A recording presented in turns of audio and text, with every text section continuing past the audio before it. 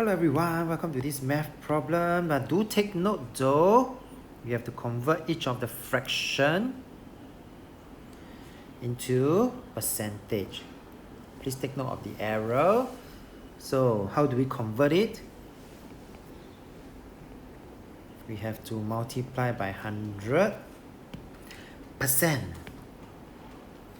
And do take note, this percent is a notation, so it follows, and I just need to key into my calculator 3/5 times 100, that will give me 60.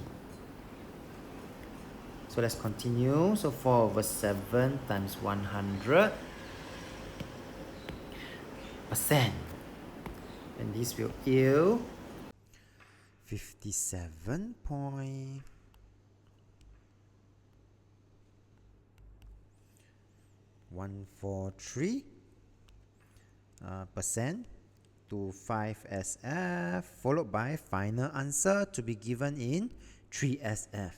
In this case, 57.1%. Let's move on to part C, where we would have 1.1. So using the same method, 1.11, I'm going to multiply by 100%. Okay, do take note the notation, because all I have to do is to calculate 1.11 times 100.